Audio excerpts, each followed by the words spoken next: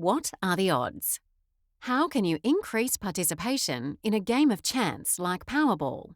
There are myriad statistics, probabilities, and psychological drivers at play. By Chris Sheedy. Key takeaways in this audio article.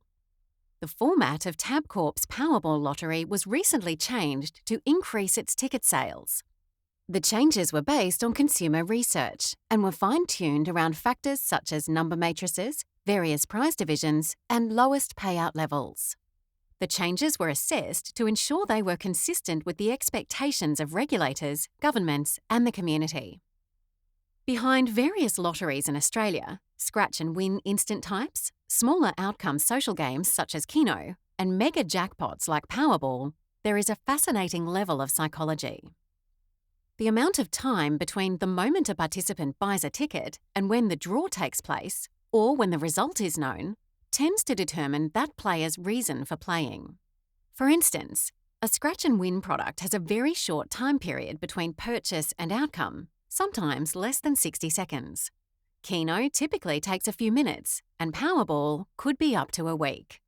There's a level of hope and optimism that people have in their psyche before they buy a ticket, explains Callum Mulvihill, CPA, General Manager, Finance and Commercial, Lotteries and Keno at Tabcorp. Quote, "Whether it be a physical scratchy or a ticket drawn on a Thursday or Saturday night, it's the time between the purchase and the result that really determines the motivation to buy into a draw. Scratching a couple of scratchies while having a coffee is more about light entertainment with the potential of a payout. Buying a $10 lottery ticket and sticking it on the fridge at home for the week is about the anticipation of what life could be like if you won $1 million, about how life might change." End quote. The portfolio of 10 lottery products at Tabcorp is designed to offer a broad range of customers a chance to change their day, their week, their month, their year, or their entire life. A scratchy win, for instance, might change a player's day or week. A set for life win, $20,000 per month for 20 years, will change a life. A Powerball win could change the lives of several generations of the winner's family. Just a few years ago, Tabcorp faced a problem. Powerball, once famous for being the ultimate jackpot game and offering almost unimaginable winnings, was being outgunned by Oz Lotto. The power, it seemed, had been removed from Powerball. Mulvihill and his colleagues made the decision to put Powerball back into its rightful place as the biggest jackpot game in Australia.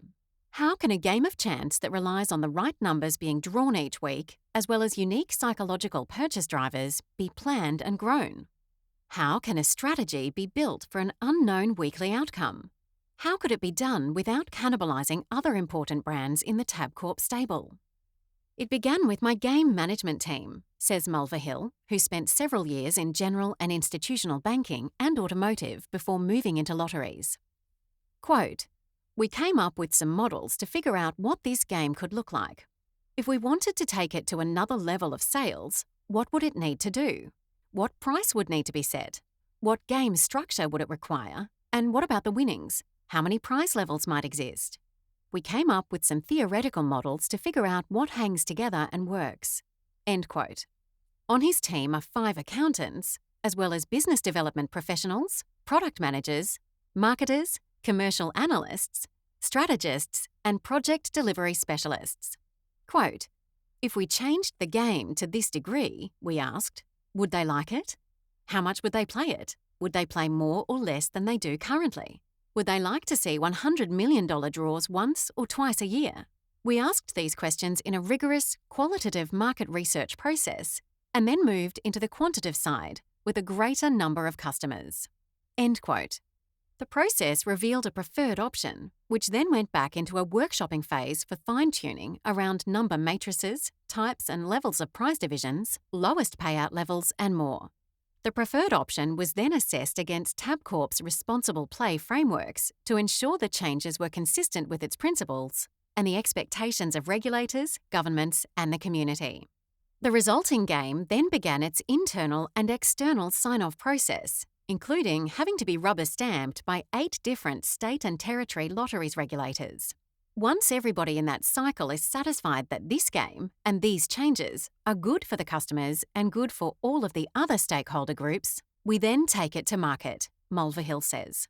That is where it all gets fairly interesting, and our very capable project managers scale up efforts and coordinate the organisation's diverse disciplines across marketing, legal, retail, technology, etc., to implement the changes. End quote. The team took the odds of winning Powerball from 1 in 76 million to 1 in 134 million. That's not a great marketing point, but it leads to the probability of bigger jackpots, with the expected highest jackpots up from 70 million to more than 100 million. Also, the odds of winning any prize almost halved from 1 in 77 to 1 in 43. That took total winning tickets over 52 draws from 9.8 million to over 23 million. Importantly, Mulvihill and his team knew that as jackpots build, so does participation. This is where the psychology comes back in. As the jackpots get bigger, you're bringing in different players who might only play once a month or who might only play once a jackpot reaches a certain level, he says. Once we get to a jackpot of 100 million, we broadly have 1 in 3 Australian adults playing. Once it hits 150 million, we find about 1 in 2 Australian adults enter the draw, either directly or via a syndicate. When you can create a product solution that appeals to half of the Australian population, that's pretty powerful. It creates water cooler conversations where people at work are discussing what they'd do with their lives if they won. End quote. Of course, along the way, customers play their favourite numbers or select games based on random selections, and then, based on the winning numbers drawn, a whole lot of statistics and probabilities play out. If no one selects all the winning numbers in any given draw, the top prize jackpots to higher levels the following week until it is won. This is what we refer to internally as coverage of the odds, Mulvihill explains. Probability plays itself out. The more sales there are, the more combinations of numbers we're going to have covered. Even at a jackpot of 100 million, there is a chance that it could jackpot again, but it becomes less statistically likely as you go up the range. End quote. Is there a negative side to lotteries? Does the relationship between gaming, entertainment, and gambling mean staff members must be chosen carefully so as not to rock the boat? Mulvihill says the industry tends to attract talent given its deep roots in the community. The foundation of lotteries, he says, has always been the funding of public enterprise. A key element of our role is to fund public good, he says. A part of that comes in the streams of taxes that we pay governments. We pay about $1.3 billion in state taxes each year. There are also some really nice connections with our retailers. We support small business throughout the country. I think the success of lotteries comes back to the idea of the water cooler conversation, and there are not many businesses that can own water cooler conversation quite like ours. We're an accepted form of entertainment within the community because people are happy to spend $5 or $10 a week to play our games and to have that little piece of hope and optimism. End quote.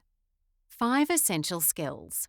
What skills are needed to experience success in the role of General Manager, Finance and Commercial, Lotteries and Keno at Tabcorp? Callum Mulvihill, CPA, offers his top 5. Enjoy working with people. For me, this is number 1. Organisations only achieve when people work together, which is why this sits clearly on top of the list. Ability to build a diverse, high-performing team. Among my current team of 25, 5 CPA, CAs work together with a broader team of professionals with diverse backgrounds and capabilities. We work across the entire business unit and are supported by Tabcorp's broader corporate core with legal, strategic development, government relations, people and culture, corporate finance, etc., supporting us in delivering outcomes for our customers and driving improvements to the value of our business. High-level financial and mathematical skills. Comprehension of the statistical and mathematical probabilities of our wide-ranging games of chance and understanding how these connect to customers and ultimately drive financial outcomes for all stakeholders, prizes for players, commissions for retailers, taxes for governments, and profits for the operator, are fundamental. Being prepared to take well-considered risks. From my early days as an analyst at Westpac, risk assessment and management were instilled in me, and I'm thankful for that early grounding. Considered risk-taking applies to your career as much as it does to driving successful commercial outcomes. Broad-based commercial skills. Career risks and paths less trodden provide the opportunity to build a broader repertoire of skills and capabilities. These skills are of enormous value in navigating a highly complex business and driving successful outcomes.